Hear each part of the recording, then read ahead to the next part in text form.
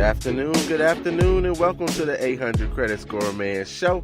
I am your host, Kevin King. He is I, and I am him, the 800 Credit Score Man himself. And again, thank each and every one of you for coming in and listening to the 800 Credit Score Man Show every Saturday at 1:30 Central Standard Time. That means it's 11:30 a.m. on the West Coast and 2:30 on the East Coast. So again, thank you each and every one of you for coming in. So before I get started today, last week there was no show. There was no show last week, and I've kind of got to give you an explanation of why there was no show. Sometimes a brother might have to take a weekend off or something of that nature, but unfortunately, that was not the case for last week. So I'm going to share something with you. We are all part of the 800 Credit Score Man Show family. If you listen to the show, and then especially if you go back and forth with me, you have a question of the day, you're definitely a part of the 800 Credit Score Man Show family. So let me tell you, last week at about 12 o'clock, and you know that the show airs at 1:30, but about 12 o'clock last week, unfortunately, the family pet passed away. So about an hour and a half before the show, the family pet passed away.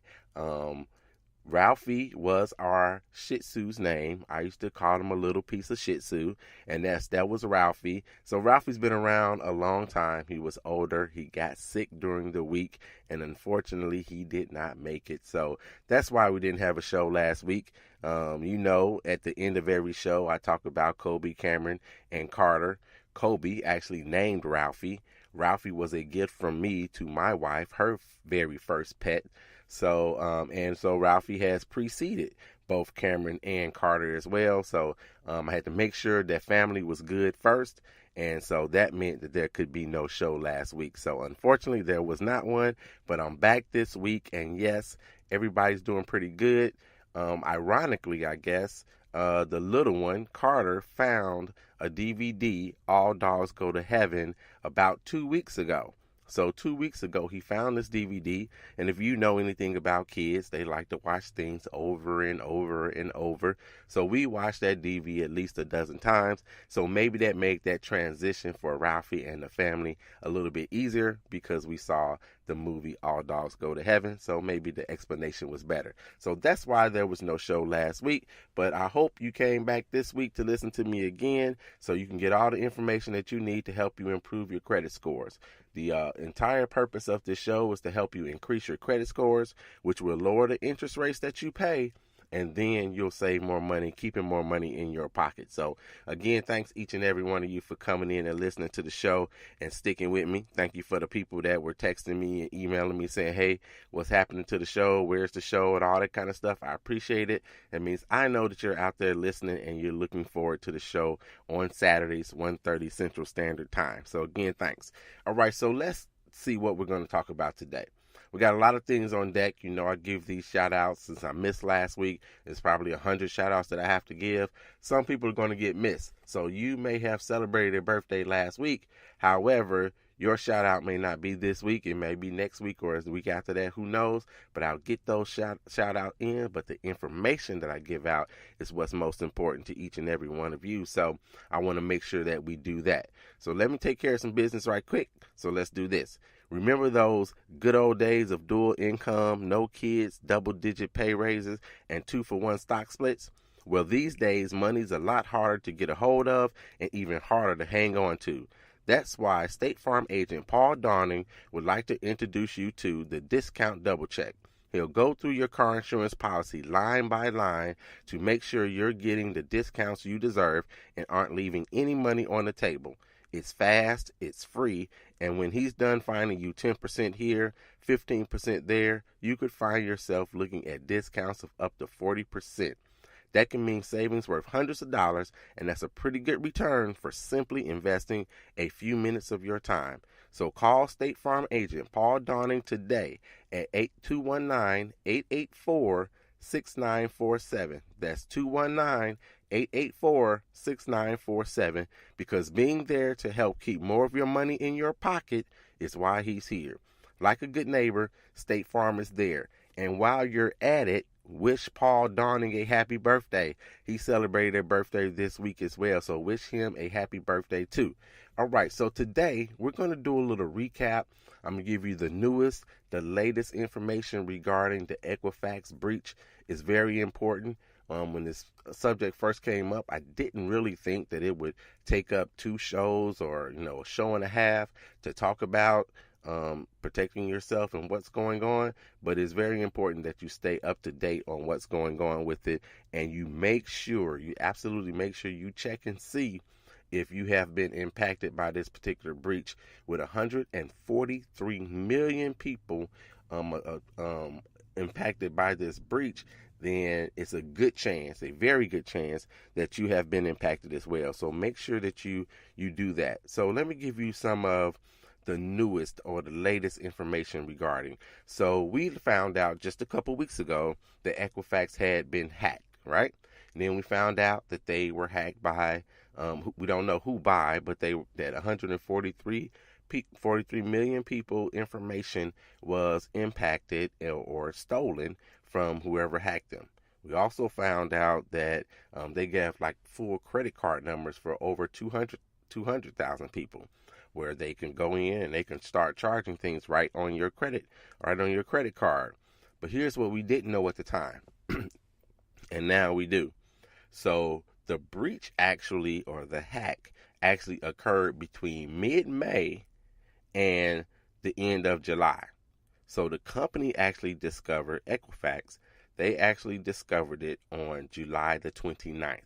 Now, we weren't told until sometime in September, I don't know, sometime in the middle of September when we were told, but they were actually hacked, or the hack started in mid-May, and they knew that they were hacked on July the 29th. So when we're thinking that we're trying to protect ourselves quickly right now, they could have had your information as early as, say, May 15th or May 20th. So it's very important that you go on to your credit report and you take a look and make sure you don't see any new accounts at all, because it's been quite some time. So if they got 143 million people, maybe right away they can start taking a look and trying to open accounts in your name, as early as the end of May or the beginning of June, or maybe even the month of July. I mean, that's quite a long time, and plenty of time for somebody to try to go ahead and get your information and open a fraudulent account in your name. So you make sure that you go on to your credit report and you take a look at it. Now, you can get your free credit report at www.annualcreditreport.com. You can get it there for free once every 12 months on a rolling basis. So if you got it already before, you went and got it in January, then unfortunately you can't get that free one again until January. So you have to go somewhere else to get your credit report. So you can, of course, always pay for it. You can go to Equifax.com or TransUnion.com, or you can go to Experian.com and you can get your credit report there. You will have to pay for it, or you can sign up for one of those free services, like a Credit Karma, a Credit Sesame, a Quizzle, someone like that, and you can get that information as well, and it's free. It's supposedly safe. You can sign up there and you can get your credit report there. Now, people will say, well, it's not the same. That's not necessarily the case. The numbers may be the same. Your credit score may be different.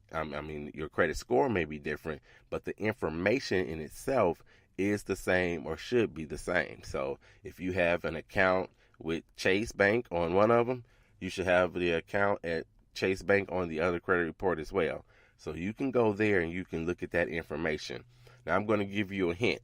When you go and you're looking for fraudulent information, of course, go into your accounts portion and look at all the accounts, see if anything has started new. But the first place that I would start, if I was you, I would start at the inquiries. Every time someone pulls a credit report on you, and they do pull a credit report on you to see if they're willing to go ahead and give you some kind of credit, there's going to be an inquiry. Whether you're approved or denied, there's always going to be an inquiry on there. So you can go into these sites and you can look at your inquiries. I would go there first. Most likely, and I've never seen an account on someone's credit report that didn't have an inquiry on there regarding that particular account at one point in time. So you make sure that you go on and you look at your inquiries first to see if there's anything on there. If you didn't grant someone permission to check your credit, then you know that there's an issue. Now, what happens if that happens? What are you supposed to do to protect yourself? So once you pay attention to those inquiries, if there's one on there, what you're going to want to do is you want to contact the place that had the inquiry. So it'll say, XYZ Bank or whoever. Contact that bank and say you did not authorize or make an inquiry at all. And then also contact the credit bureau. So if you see it on your credit bureau on the Equifax one, contact Equifax and say, hey, I did not authorize this inquiry. Did they open an account? Because sometimes your accounts not sometimes, they don't show up right away. What does show up right away are the inquiries. So the account itself may not show up for another month, maybe 2 months, you never know. So make sure that you contact the credit bureau and all 3 credit bureaus. Just because it's only on one, they only inquired on one, when you get a new account, it'll go on all 3 of your credit bureaus, or it should in theory. So make sure you contact all 3 to protect yourself when it comes to that.